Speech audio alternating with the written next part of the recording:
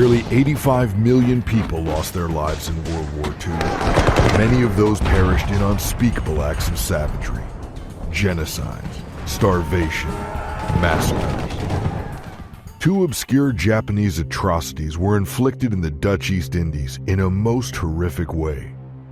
Twice, Japanese soldiers took numerous prisoners of war out to sea and purposefully surrendered them to the deep to be attacked, mutilated, and killed by sharks in well-known shark-infested waters. Shark attacks are rare, but weaponizing sharks to purposefully kill humans is nearly unimaginable. Yet the pig basket atrocity and the Cheribon atrocity that took place in Java, Indonesia in 1942 and 1945 happened. One of the main theaters of conflict during the Second World War involved the Japanese and Allies in the Southeast Asian islands. On the 10th of January 1942, the Japanese invaded the Dutch East Indies, what is now Indonesia. The Battle of the Java Sea took place from February 27th to March 1st, 1942. The Dutch army and other Allied soldiers on Java surrendered on the 8th of March to Japan, and the Indonesian island of Java was occupied by the Japanese army. Indonesia is an island nation north of Australia and south of the Philippines that lies between the Indian and Pacific Oceans. It consists of over 17,000 islands, the most populous of which is Java. Java is completely mountainous, consisting of 38 volcanoes and over 100 mountains.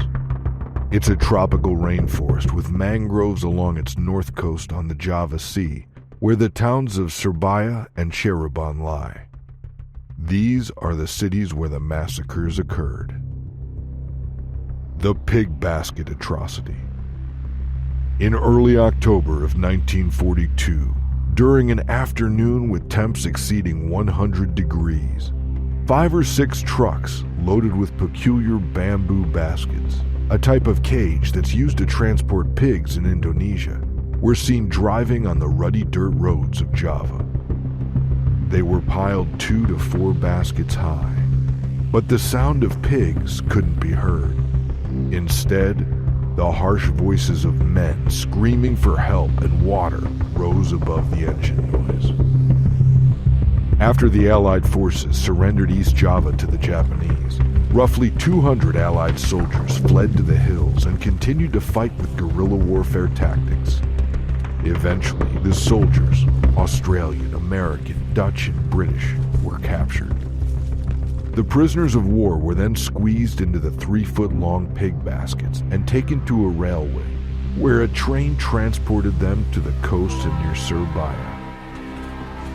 By the time they reached the coast, the tightly confined soldiers were barely alive. The Allied soldiers were loaded onto several fishing boats, which cruised out to well-known shark-infested waters of the Java Sea near Surabaya. The prisoners were tossed into the ocean while still alive in the baskets to awaiting sharks. The men screamed in agony until their voices could be heard no more. The Japanese had exacted revenge on the prisoners for failing to concede defeat in the most horrifying way. Each and every soldier either drowned or was eaten alive by sharks on that October afternoon. They were mutilated, killed, and devoured. A blood-red sea could be seen at sunset. Bamboo baskets and what was left of the human carcasses drifted to shore. Indonesian waters have well over 100 shark species in them. The Java Sea is densely populated with gray, black, and white-tip reef sharks. Reef sharks, however, are generally not considered to be dangerous to humans. The Java Sea is also home to tiger sharks, bull sharks, and even an occasional great white. The sharks most likely involved in the atrocity were tiger sharks, a temperate water shark that gets its name from the faded vertical stripes that line their sides.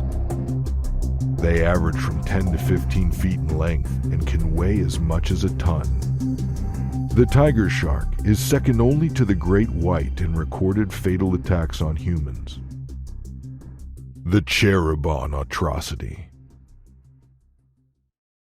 On July 22, 1945, at the port of Cheribon, just west of Surabaya, 90 Dutch civilians, men, women, and children, were taken from internment camps and ordered to board the deck of a Japanese submarine while held at gunpoint and bayonet. The prisoners were then forced to stand on the fore and aft deck of the submarine while Japanese sailors, armed with machine guns, stood guard over them from the top of the conning tower. The submarine set sail late in the afternoon and headed several miles into the Java Sea.